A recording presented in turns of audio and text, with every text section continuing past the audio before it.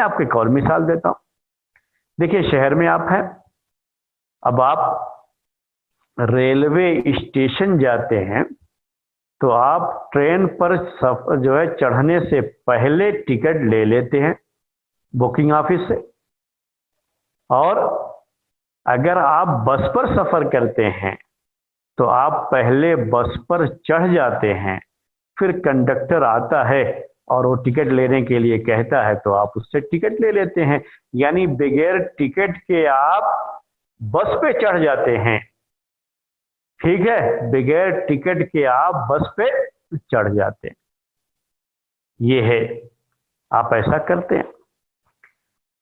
अब अगर किसी कंडक्टर ने ये कह दिया आपसे कि भाई आप बस पर चढ़े कैसे, पहले आप टिकट लेते उसके बाद बस पे चढ़ते, आपको बस पर चढ़ने की जुर्रत कैसे हुई?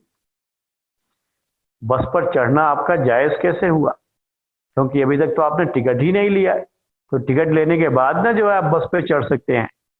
अब आप कहोगे कि आप कुरान की आयत या हदीस से ये साबित करो कि बस पर बगैर टिकट के भी चढ़ा जा सकता है, कोई हरज नहीं। आप मुझसे पूछो मसला और मैंने कहा चढ़ा जा सकता है जायज, आपको भाई दलील पेश करो इसके लिए, दलील पेश करो इसके लिए। तो मैं क्या कहूँगा, जाहिर से कुरान की कोई आयत कोई हदीस नहीं है, लेकिन कुछ कायदे हैं, फिक़ही कायदे, उसकी रोशनी में ये बात कही जाती है। वो क्या है कि किसी भी इलाके में ये कायदा क्या है, मैं आपको पेश कर रहा हूँ, उसी के लिहाज से ये मसला बयान किया जाता है। वो कायदा है अल-आदतु मुहक्कमतुन, अरबी में ये फिक़ही कायदा है अल-आदतु मुहक्कमतुन। यानी इसका मतलब उर्दू में ये हुआ, मैं सारे कवायद जो पेश करेंगे वो पूरी तरीके से उर्दू में आपको समझाऊंगा भी इंशाअल्लाह।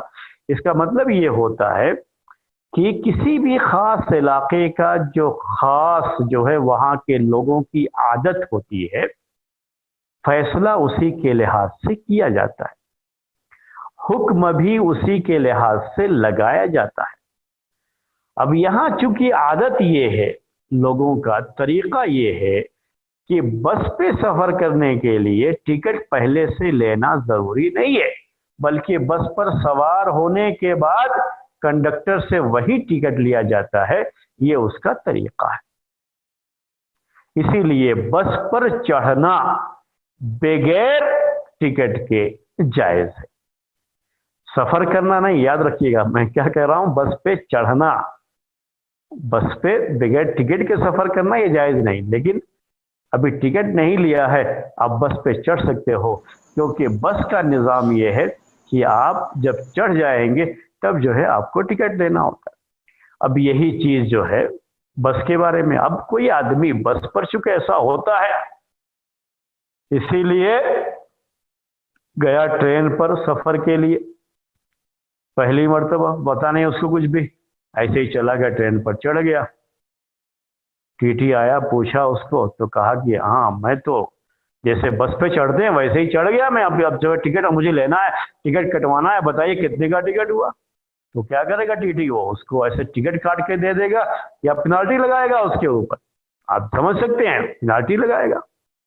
अब वो आदमी शिकायत कर रहा है कि भाई मेरे ऊपर पेनाल्टी कैसे, बस में तो ऐसा होता है, मैंने उसी के लिहाज से न किया है, ये मेरे ऊपर पेनाल्टी क्यों लगा रहे हो? ये पेनाल्टी लगाना जायज है शरीयत में, आप इसके लिए दलील पेश करो, कुरान की आयत पेश करो। हदीस तो जाहिर सी बात है कि कुरान की आयत या हदीस तो इस सिलसिले में नहीं मिलेगी।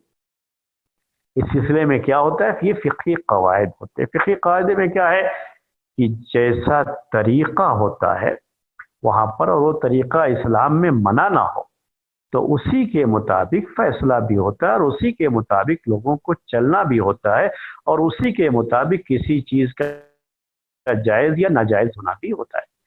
अब चूंकि ट्रेन का उसूल ये है कि आप प्लेटफॉर्म पर आने से पहले ही टिकट ले लेंगे, ट्रेन पर चढ़ने के बाद नहीं, बल्कि ट्रेन पर चढ़ने से पहले ही प्लेटफॉर्म पर भी अगर टीटी पूछ लेगा तो आपको पेनाल्टी लगा देगा, क्योंकि यही तरीका है उसका और यही उर्फ है उसका।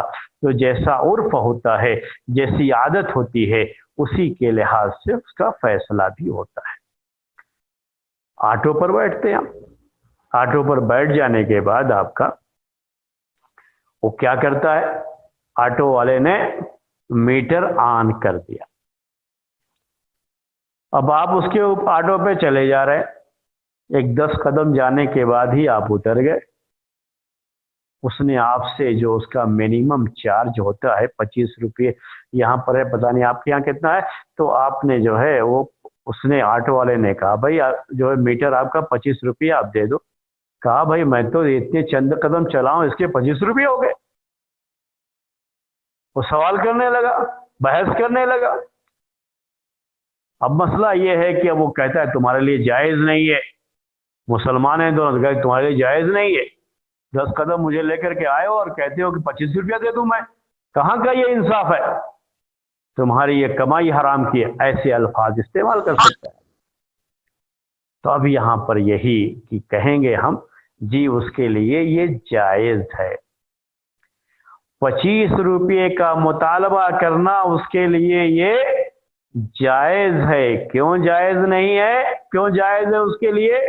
क्योंकि यही इसका तरीका है, यहाँ की आदत यही है और इसी आदत के मुताबिक ही फैसला किया जाएगा। आदत क्या है, निज़ाम क्या है इसके ताल्लुक से, ऑटो के ताल्लुक से, कि जब आप ऑटो में सवार हो गए तो चाहे आपको चंद कदम जाना हो या जो है आधा किलोमीटर जाना हो या 1 किलोमीटर जाना हो, उसका जो मिनिमम चार्ज होता है जो 2 किलोमीटर के इस पर रखा गया है, अगर आप उससे कम भी जाएंगे तो मिनिमम चार्ज आपको देना होगा।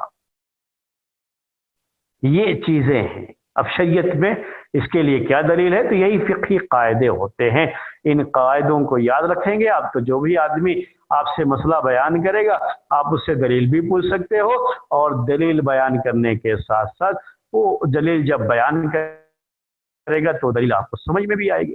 तो मेरे भाई ये सब बहुत सी इस तरह की चीजें हैं आज के इस दौर में, और इन चीज़ों का जानना बहुत ज़रूरी है। ख़ास तरीके से इन मसाइल का जानना ज़रूरी। लोग सवाल कर देते हैं, अभी सवाल क्या है, इलेक्शन का दौर आ रहा, तो अब इलेक्शन में हिस्सा लेना, वो किसी को वोट करना, ये जायज़ है या नहीं? क्योंकि सामने वाला जो शख्स है, हम जानते हैं कि 2 आदमी 3 आदमी जो भी खड़े हैं उसके लिए ये कोई भी अच्छा नहीं है, सबकी सब करप्ट हैं, कोई भी सही नहीं है। तो हम क्यों वोट देंगे? उनको वोट देना क्यों जायज़? किसी करप्ट आदमी को, गलत आदमी को, वो आदमी आ जाएगा जो है और वो जीत करके आएगा, तो इसमें हमारे ऊपर जो है मसला है कि हमारे वोट की वजह से जीता है, तो हमारा वोट देना कैसे उसके लिए जायज़ हो गया? हराम है उसको वोट देना, कोई भी ये कहता है। फिर आप किसी आलिम से पूछते तो कहता नहीं नहीं वोट देना जायज़ है। अब आप पूछोगे कुरान से दलील दो, हदीस से दलील दो, तो बेचारा जो है नहीं दे पाएगा। अब आपको क्या पेश करता है वो? कोई फिक़ही कायदा पेश करता है। इस सिलसिले में फिक़ही कायदा क्या होता है?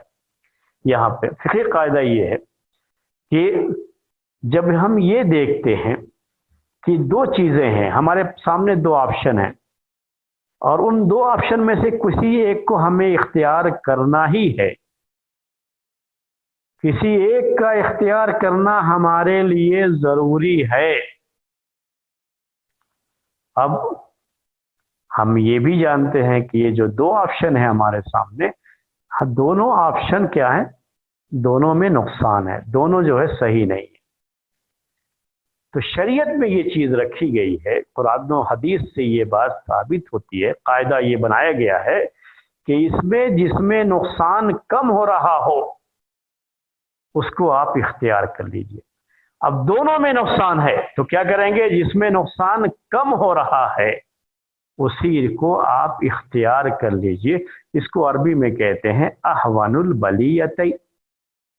दोनों में मुसीबत है, वोट दें तो भी मुसीबत, ना दें तो भी मुसीबत, तो जिसमें मुसीबत कम है उसी को आप इख्तियार कर लीजिए। या 2 लोग हैं, उनमें से किसी एक को वोट देना है, दोनों सही नहीं है, लेकिन वो एक ज़्यादा जो है नुकसान पहुंचाने वाला है, एक कम नुकसान पहुंचाने वाला है, तो जो कम नुकसान पहुंचाने वाला है उसको आप वोट दे दीजिए। दलील क्या है? दलील उसका यही फिक़ही कायदा है। अहवन बलियतैन। मैंने मेरे भाइयों ये चंद मिसालें आपके सामने क्यों पेश की हैं, ये बताने के लिए पेश की हैं कि हम जो उसूल और कायदे आपके सामने जिक्र करने वाले हैं उनका जानना हमारी ज़िंदगी से उसका कितना गहरा ताल्लुक़ है और हमारे लिए क्यों ये चीज़ें ज़रूरी हैं।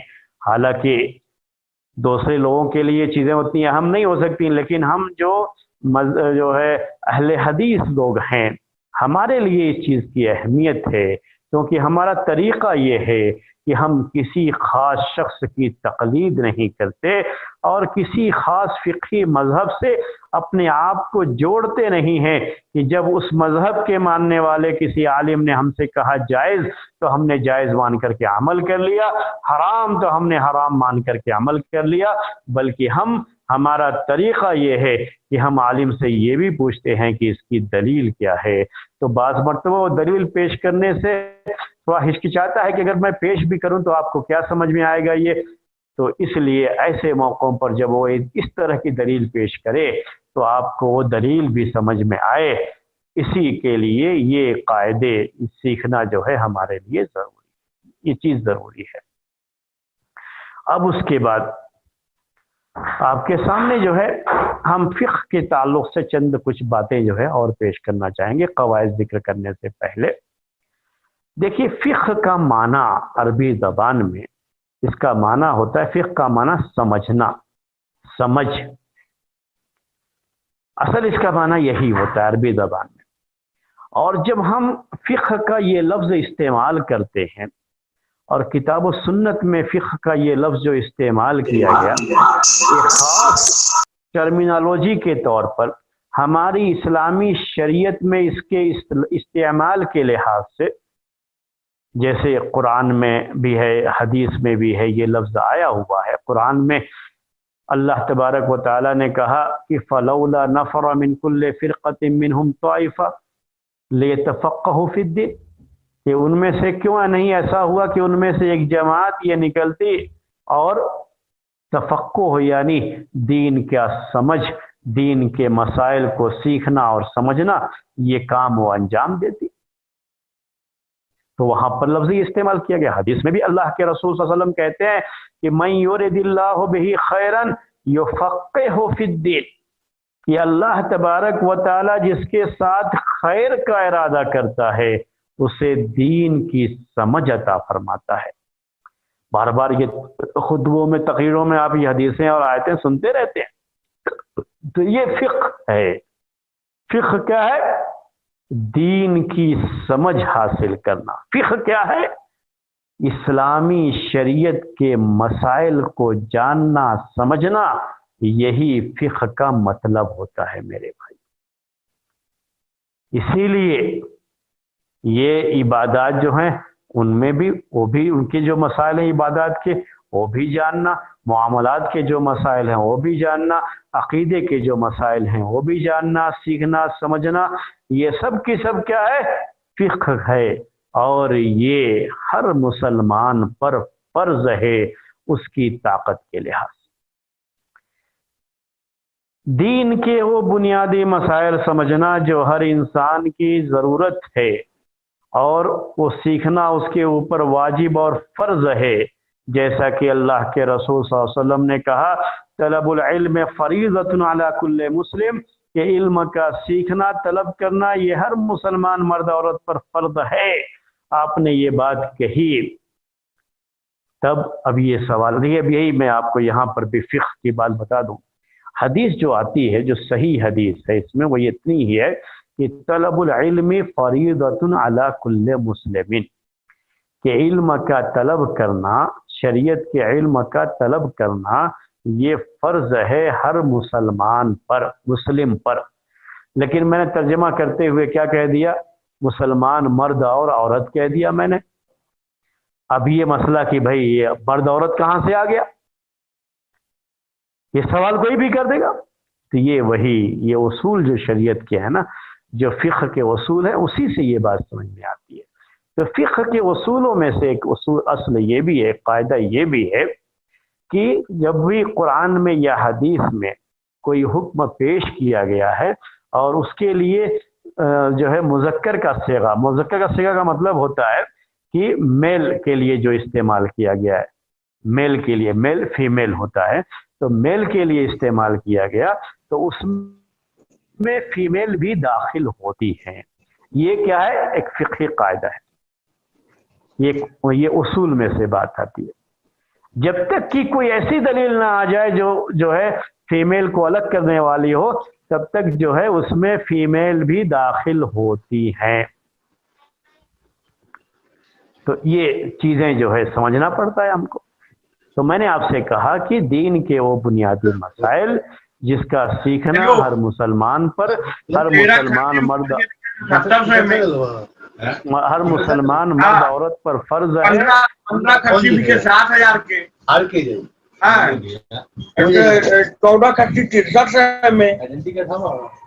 میرا خیال ہے کہ آپ جو ہے اس کو میوٹ کر دیں کیونکہ آواز جو ہے آ رہی ہے۔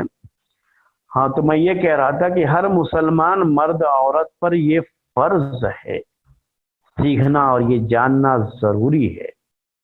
اسی طرح سے جو لوگ کسی خاص فیلڈ میں کام کرتے ہیں، جیسے جو تاجر ہیں، ان کے لیے ضروری یہ ہے کہ اسلامی تجارت کے جو بنیادی اصول ہیں، جو بنیادی مسائل ہیں، ان کو سیکھیں، جانیں۔ نکاح کرنا ہے، طلاق کا مسئلہ ہے، یہ چونکہ جو بھی نکاح کر رہے ہیں اور جو بھی شادی شدہ جوڑے ہیں، ان کو یہ معلوم ہونا چاہیے کہ جو ہے طلاق کا مسئلہ کیا ہے۔ تو جو بنیادی مسائل جن کا سیکھنا ضروری ہے، یہ بنیادی مسائل ہر ایک کو جاننا چاہیے، ہر ایک کو اس کا علم ہونا چاہیے۔ یہ ساری چیزیں، یہ ساری باتیں۔ اب جو ہے نکاح کا مسئلہ، طلاق کا مسئلہ آپ سیکھنے گئے، اب اس میں نکاح میں اب آج کل ہو یہ رہا ہے کہ باقاعدہ شادی کا کارڈ لوگ چھپواتے ہیں اور دعوت دینے جاتے ہیں تو یہی شادی کا کارڈ دے دیتے ہیں۔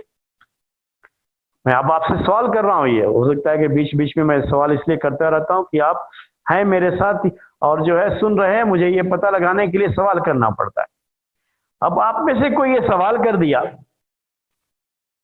کہ بھئی قرآن سے ثابت کرو، حدیث سے ثابت کرو کہ یہ شادی کا کارڈ چھپوانا اور یہ تقسیم کرنا اور اس طرح سے دعوت دینا جائز ہے، آپ اس کو ثابت کرو۔ اب کہیں قرآن کی آیت میں تو یہ نہیں لکھا ہوا ہے کہ شادی کا کارڈ جو ہے چھپواؤ اور لوگوں میں تقسیم کرو، شادی کرنا ہے تو۔ کہیں حدیث میں تو یہ نہیں لکھا ہوا ہے، اور اللہ کے رسول صلی اللہ علیہ وسلم کے زمانے میں اس طرح سے چھپائی کا کام ہوتا بھی نہیں تھا، پینٹنگ کا کام ہوتا بھی نہیں تھا۔ تو صحابہ کرام کی شادیاں ہوئیں، لیکن کسی کی شادی میں بھی یہ چیز نہیں ہوئی کہ کارڈ چھپوایا گیا۔ تو پھر آپ کیسے کرتے ہیں یہ کام؟ سوال یہ آ جاتا ہے، مسئلہ یہ آ جاتا ہے۔ اب دلیل دیجئے کہ یہ جائز ہے۔ ہم نے کیا کہا؟ کسی نے پوچھا کارڈ، شادی کا کارڈ چھپوا سکتے ہیں؟ ہم نے کہا ہاں جائز ہے، چھپوا لو، کوئی مسئلہ نہیں، اور تقسیم کرو، دعوت دینے جاتے ہو وہی دو لوگوں کو۔ تو اب سوال کی آپ کہہ رہے ہو جائز ہے، تو کیسے یہ جائز ہے؟ آپ قرآن سے یا حدیث سے دلیل دے کر کے بتائیے۔ تو دلیل کہاں یہاں پر پیش کریں گے؟ کوئی فقہی قاعدہ ہی پیش کیا جاتا ہے، اور یہ قاعدے سب کی سب کہاں سے آئے ہیں؟ کتاب و سنت ہی سے آئے ہوئے ہیں۔ تو فقہی قاعدہ اس سلسلے میں یہ ہے کہ جو معاملات ہوتے ہیں، جو لوگوں کی عادات ہوتی ہیں اور لوگوں کا جو طریقہ ہوتا ہے، اس میں اصل یہ ہے کہ ہر چیز جائز ہے جب تک اس کے حرام ہونے کی کوئی دلیل نہ آ جائے۔ یہ اصل میں قاعدہ ہے، عربی میں اس کو کہتے ہیں الاصل فی الاعیان والعقود الاباحۃ۔ معاملات میں اور چیزوں میں اصل یہ ہے کہ وہ چیز جائز ہوتی ہے جب تک اس کے حرام ہونے کی کوئی دلیل نہ آ جائے۔ اور چونکہ شادی کا کارڈ چھپوانا، اسے دینا، شریعت میں اس کی کوئی ممانعت نہیں ہے، حرام نہیں ہے شریعت میں یہ، اور تو اصل کیا ہو گیا یہ کہ یہ جائز ہے، کیونکہ اس کا تعلق نکاح سے ہے، اور نکاح کا مسئلہ یہ ہے کہ یہ معاملات میں چیز آتی ہے اور عقود میں چیز آتی ہے۔ عقد کا مطلب ہوتا ہے کہ کسی کے ساتھ کوئی معاملہ کیا گیا جو ہے، تو یہ اس کا جو ہے عقود سے اس کا تعلق ہے، معاملات سے اس کا تعلق ہے. اسی لیے جب یہ حرام نہیں ہے شریعت میں، قرآن و حدیث میں اس کے حرام ہونے کی کوئی دلیل نہیں ہے تو جائز ہے. یہ بات آپ کے سامنے آ گئی تو میں نے آپ کے سامنے جو ہے یہ قاعدہ پیش کیا. تو فقہ کیا ہے؟ ہم نے آپ کو فقہ کے بارے میں بتا رہا تھا میں کہ یہ دین کی سمجھ حاصل کرنا میرے بھائیوں، یہ ہم سب کے لیے کیا ہے؟ ضروری ہے.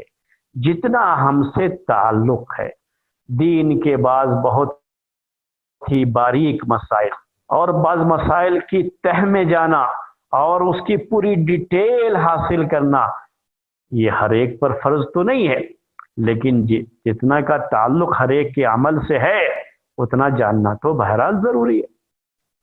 ہمارے بعض بھائی لوگ کیا سمجھتے ہیں کہ اگر ہم نے کہیں دین کے مسائل سیکھ لیا تو ہمارے اوپر اس پر عمل کرنا ضروری ہو جائے گا. جو سیکھے گا اسی پر عمل کرنا ہے، جو نہیں سیکھے گا اس پر عمل نہیں کرنا، تو کوئی مسئلہ ہی نہیں. ارے ہم کو پتہ ہی نہیں تھا اس لیے ہم جو ایسا کرتے رہے. معاملات کرتے ہیں، تجارت کرتے ہیں، تجارت کے مسائل نہیں جانتے تو غلط جو ہے حرام جو ہے وہ بھی کرتے گئے، اور پھر کیا سمجھتے ہیں کہ بھائی صاحب ہمارے لیے چونکہ ہم کو پتہ نہیں تھا اس لیے کوئی مسئلہ نہیں ہے یہ ہمارے لیے. نہیں، آپ کے پتہ نہ ہونے سے وہ چیز آپ کے لیے جائز نہیں بلکہ ڈبل جرم ہو جاتا ہے. ایک تو یہ کہ علم سیکھا نہیں، مسائل سیکھا نہیں، اور دوسرا کیا ہے؟ غلط حرام چیز کا، حرام کا ارتکاب کیا. دو چیزیں ہو جاتی ہیں، دو غلطی ہو جاتی ہے. کوئی نیا مسلمان ہوا تو الگ مسئلہ ہے میرے بھائیوں.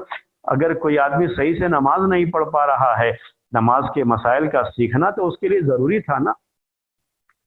وہ کہے نہیں مجھے پتا نہیں تھا اس لیے میری نماز صحیح، چونکہ میں جو ہے اس کو نہیں جانتا اس لیے میری نماز صحیح، ساری غلطیاں میری معاف. نہیں، آپ کا سیکھنا وہ ضروری تھا. تو یہ فقہ ہے میرے بھائیوں. ہمارے یہاں کیا مشہور ہو گیا ہے ہندوستان میں کہ آپ لوگوں کے زبان میں بعض جو ہے تقریر کرنے والوں نے اس طرح کی باتیں بھی کہی ہیں. وہ الفاظ کیا کہتے ہیں ہمارے لوگ جو ہے؟ فقہ فقہ فقہ. کیا کہتے ہیں؟ یہ لوگ فقہ پر چلتے ہیں، ہم حدیث پر چلتے ہیں. نہیں میرے بھائیوں، یہ بہت ہی غلط تصور ہے. یہ فقہ کوئی مذموم چیز نہیں ہے، کوئی بری چیز نہیں ہے. ہم نے سمجھ لیا کہ فقہ کا مطلب یہ ہوتا ہے کہ جو مقلد لوگ جو عمل کرتے ہیں وہ فقہ ہے، اور جو ہے حدیث کا، اہل حدیث کا مطلب یہ ہے کہ ہم لوگ حدیث پر عمل کرتے ہیں تو ہم اہل حدیث ہیں، اور یہ لوگ فقہ پر عمل. فقہ نہیں کہتے، فقہ کے اصل لفظ کیا ہے؟ فقہ ہے. نہیں میرے بھائیو، یہ بات نہیں ہے. فقہ اصل کہتے ہیں دین کی سمجھ کو. اصل فقہ یہ ہے. اور اسی لیے اللہ کے رسول صلی اللہ علیہ وسلم نے کہا کہ جس کے ساتھ اللہ تبارک و تعالیٰ خیر کا معاملہ کرتا ہے، خیر کا ارادہ کرتا ہے، اس کو دین کی سمجھ عطا فرماتا ہے. دین کی سمجھ، فقہ جو ہے یہ عطا فرماتا ہے. تو یہ تو اللہ کے بڑے نیک بندے ہوتے ہیں، اللہ تعالیٰ کے بڑے پہنچے ہوئے بندے ہوتے ہیں، اللہ تعالیٰ کے بڑے محبوب بندے ہوتے ہیں، جن کے ساتھ اللہ تبارک و تعالیٰ نے خیر کا ارادہ کر رکھا ہے، بھلائی کا ارادہ کر رکھا ہے، اور ان کو اللہ تبارک و تعالیٰ نے یہ صلاحیت دی کہ ان کو دین کی سمجھ آئی ہے. تو دین کی سمجھ ہر ایک کو ہونی چاہیے، اس کے اپنے مرتبے کے لحاظ سے ہر ایک کو یہ سمجھ ہونی چاہیے. اللہ تعالیٰ سے دعا بھی کرتے رہنا چاہیے اور دین کے یہ مسائل سیکھتے بھی رہنا چاہیے.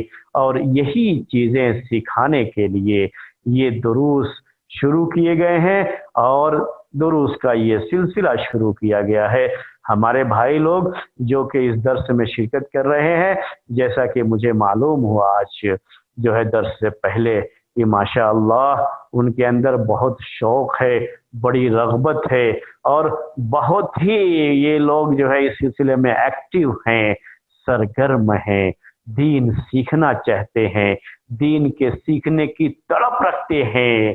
مجھے بڑی خوشی ہوئی میرے بھائیوں آپ کے بارے میں سن کر کے، اور میں آپ سب کو دین سمجھنے کی، سیکھنے کی اس تڑپ پر مبارکباد پیش کرتا ہوں کہ آپ کا یہ طریقہ صحابہ کرام کا طریقہ ہے. دین کے سیکھنے کی یہ تڑپ اور یہ شوق، یہ جستجو صحابہ کرام کے زندگی میں ملتی ہے، جو آتے تھے اللہ کے رسول صلی اللہ علیہ وسلم سے سوالات کرتے تھے، آپ سے جو ہے پوچھتے رہتے تھے، کس لیے؟ مسائل سیکھنے کے لیے، اس لیے دین کی سمجھ حاصل کرنے کے لیے۔ اور بعض تو ایسے بھی تھے کہ ان کے ضروری جو کام ہوتے تھے، چونکہ گھر والوں کے لیے کام بھی کرنا ہے، روزی روٹی کا مسئلہ بھی حل کرنا ہے، تو ایک دن اپنے روزی روٹی کے مسئلے میں ہوتے اور ایک دن آ کر کے اللہ کے رسول صلی اللہ علیہ وسلم کے پاس آ کر کے دین سیکھنے کی کوشش کرتے۔ عمر بن خطاب رضی اللہ تعالی عنہ اور ان کے ایک پڑوسی، صحیح بخاری میں یہ حدیث ہے، وہ یہی کیا کرتے تھے۔ اور بعض صحابہ نے تو بالکل سب کچھ چھوڑ کر کے اپنے آپ کو دین سیکھنے کے لیے ہی وقف بھی کر رکھا تھا۔ دین سیکھنا کیا تھا؟ دین کے مسائل سیکھنا، اسلام کی سمجھ جو ہے، دین کے مسائل کی سمجھ ان کو آ جائے تاکہ اس پر صحیح طریقے سے عمل کر سکے۔ ان کا طریقہ یہی تھا، اور اتنی رغبت تھی ان کو، اتنی خواہش تھی کہ آتے تھے اللہ کے رسول صلی اللہ علیہ وسلم کی مجلسوں میں، بیٹھتے تھے، سوال کرتے تھے، سیکھتے تھے، اور ہمیشہ سیکھنے کی کوشش کیا کرتے تھے۔ آپ کے بارے میں بھی مجھے معلوم ہوا میرے بھائیوں، بڑی خوشی ہوئی مجھے۔ اللہ تعالیٰ آپ کی اس تڑپ میں اور اضافہ کرے، اور صحیح معنی میں اللہ تعالیٰ آپ کو دین کی سمجھ عطا فرمائے۔ یاد رکھیے، دین کے یہ مسائل ایسے لوگوں سے سیکھنے چاہیے جو واقعی معنی میں اس کی مہارت رکھتے ہیں، ورنہ بعض چھوٹے لوگوں سے کچھ چیزیں سیکھنے کے بعد ہوتا یہ ہے کہ وہ غلط بھی سکھا دیتے ہیں، تو غلط بات ذہن میں بیٹھ جاتی ہے، بعد میں اسے نکالنا بڑا مشکل ہوتا ہے۔ بات چاہے کتنی ہی چھوٹی کیوں نہ ہو، لیکن جو اس کا ماہر شخص ہے، اگر وہ اس کو حل کرتا ہے یا وہ پیش کرتا ہے، تو اس کے پورے طریقے سے نشیب و فراز کو، اس کے اونچ نیچ کو وہ جانتا ہے اور صحیح طریقے سے وہ پیش کرتا ہے۔ تو ہمیں یہاں پر بھی اس کا خیال کرنا چاہیے۔ یہ تھا آج کے درس کے تعلق سے میرے بھائیوں، یہ چند باتیں تھی جو آج کے اس درس میں آپ کے سامنے پیش کی گئی۔ کل سے ہم آپ کے سامنے یہ فقہی اصول اور قواعد پیش کریں گے انشاءاللہ، اور آپ جو ہے مزید شوق کے ساتھ، اگر اس کو اور بھی جو ہے آپ گروپ میں شیئر کریں گے اس درس کے تعلق سے، تو مختلف جگہوں سے لوگ اس میں مزید شرکت کر سکتے ہیں اور مزید اس میں شریک ہو سکتے ہیں، کیونکہ آن لائن درس ہے تو گھروں سے بھی لوگ شرکت کر سکتے ہیں۔ کلکتہ میں ہونا کوئی ضروری نہیں ہے، جہاں بھی جس شہر میں بھی ہیں، وہ اپنے اپنے شہروں سے لوگ اس میں شرکت کر سکتے ہیں۔ آج کا درس ہم اسی پر ختم کرتے ہیں۔ سبحانک اللہم و بحمدک، اشہد ان لا الہ الا انت، استغفرک و اتوب الیک۔ کل انشاءاللہ پھر آپ کے سامنے ہم 9:30 بجے حاضر ہوں گے۔ تب تک کے لیے آپ اجازت دیجیے۔ السلام علیکم ورحمۃ اللہ وبرکاتہ۔